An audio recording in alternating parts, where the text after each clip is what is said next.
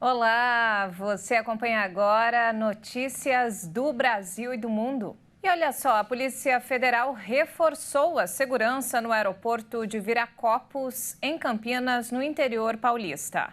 O combate ao tráfico internacional de drogas está entre os focos de fiscalização. Com recorde de passageiros em 2022 e projeção de alta ainda maior para este ano, o aeroporto de Viracopos, em Campinas, conta agora com um reforço no efetivo da Polícia Federal. A migração e a alta de passageiros estão entre as razões para que a PF ampliasse o policiamento de Viracopos em 33%. Com mais movimento, a fiscalização também precisa ser maior. O aeroporto registrou no primeiro trimestre deste ano 3 milhões e 100 mil viajantes, o que significa alta de 20,6% sobre o mesmo período de 2022.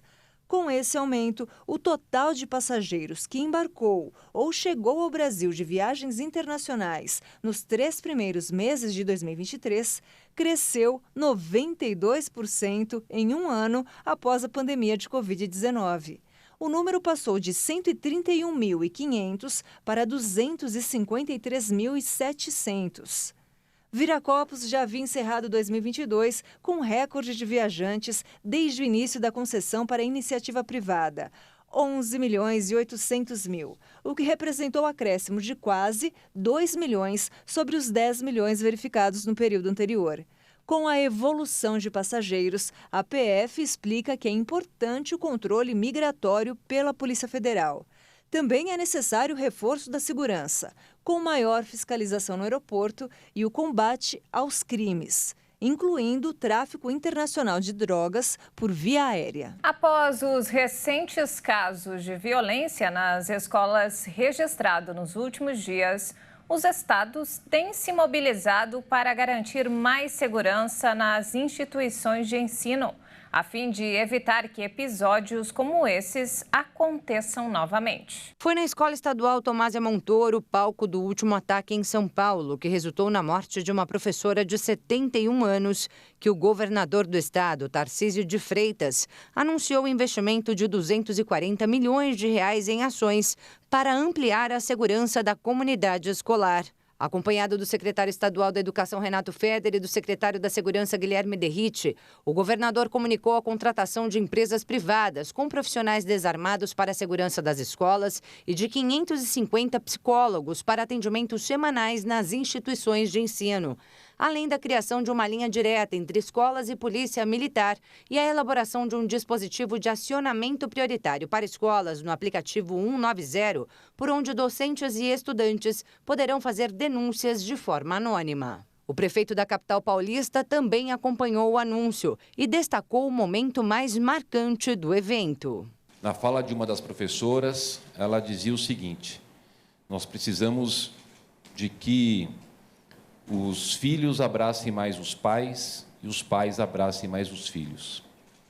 A gente vai fazer todas as ações necessárias para poder minimizar, para poder dar o acolhimento, para poder ter o preparo necessário para todo tipo de situação, mas o que a gente percebe como fundamental é essa questão.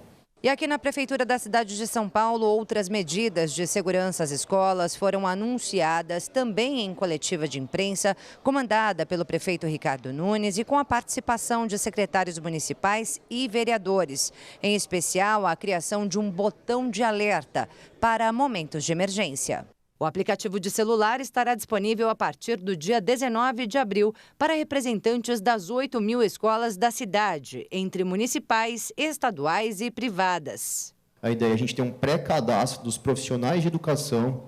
A gente está estudando, serão 5 profissionais de educação por unidade, para a gente ter, de fato, ali um cenário de denúncias reais, de ataques que, de fato, estão ocorrendo. Com o login anterior, a gente consegue já usar o georreferenciamento e já direcionar a equipe da Guarda, da Polícia Militar e do SAMU para essa unidade. Na capital paulista serão investidos cerca de 35 milhões de reais a mais por ano para ampliação de 50% do efetivo de ronda escolar, 25% de equipes de apoio psicológico e para a contratação de mais 2 mil mulheres para o programa Mães Guardiãs.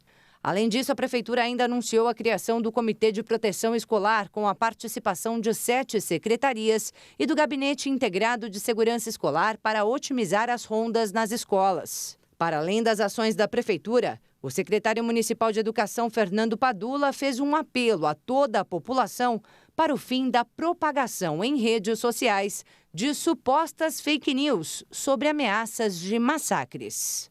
E é preciso a atuação de todos para não repassar estas mensagens, para orientar a comunidade a não repassar, porque ela só colabora com o pânico.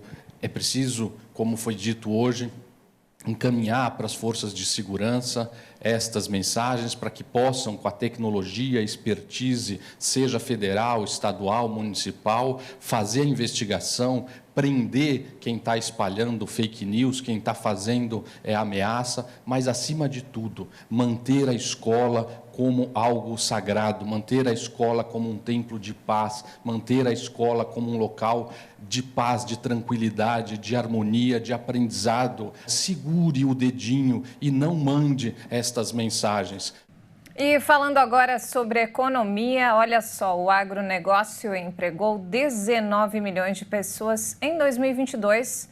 É o maior número desde 2015. Os dados foram divulgados pelo IBGE. As vagas de emprego são formais e informais, dentro e fora do campo, que englobam desde a produção de insumos até o transporte e a comercialização dos produtos. O crescimento de trabalhadores no agronegócio está ligado à área de insumos, indústria e serviços. Por outro lado, o número de trabalhadores trabalhando no campo caiu devido à crescente substituição de homens por máquinas modernas. E nos destaques internacionais, a Agência Internacional de Energia anunciou que a Rússia registrou em março o nível mais elevado nas exportações de petróleo desde abril de 2020, mesmo sob as sanções da União Europeia e do G7. O valor, no entanto, é 43% inferior ao registrado no mesmo período do ano passado. As exportações de petróleo aumentaram em 600 mil barris diários em março, o que representa quase $1 bilhão a mais de receita, a um total de 12 bilhões e 700 milhões de dólares. De acordo com a Agência Internacional de Energia, os níveis voltaram aos observados pela última vez antes da invasão da Ucrânia pela Rússia. As sanções internacionais em represália à ofensiva russa na Ucrânia, iniciada em fevereiro de 2022, fizeram a Rússia redirecionar as exportações de combustíveis para outros mercados, como o indiano. A OPEP anunciou que a Rússia foi o maior fornecedor de petróleo da Índia em fevereiro, pelo 8º mês consecutivo. Além das sanções ao petróleo russo em vigor, a União Europeia adotou um embargo às compras de derivados de petróleo russos por via marítima. Em paralelo, os países do G7 aplicam um teto ao preço dos derivados de petróleo procedentes da Rússia. Moscou anunciou em 10 de fevereiro que reduziria sua produção em 500 mil barris por dia, mas não atingiu a meta em março. E olha só, o arroz, alimento básico mais importante da Ásia, é responsável por 10% das emissões globais de metano, um dos maiores causadores do efeito estufa. Cientistas afirmam que se o mundo quiser reduzir as emissões de gases do efeito estufa, o cultivo de alimentos básicos não pode ser ignorado. Por isso, o Vietnã tenta reduzir o metano desencadeado pela produção do arroz. O metano é gerado por bactérias que crescem em arrozais inundados e se multiplicam nos restos de palha apodrecida. Com o tempo, o metano retém cerca de 80 vezes mais calor do que o dióxido de carbono. Sob o compromisso global de metano, Vietnã e vários outros grandes produtores de arroz na Ásia prometeram reduzir as emissões do gás em 30% entre 2020 e 2030. Mas os dois maiores produtores, China e Índia, não assinaram o acordo. Embora agricultores do país como Can tenham dado um passo em direção a uma agricultura mais sustentável, por enquanto, eles fazem parte de uma pequena minoria. E essa edição fica por aqui. Mais informações ao longo da nossa programação. Obrigada pela companhia e até mais.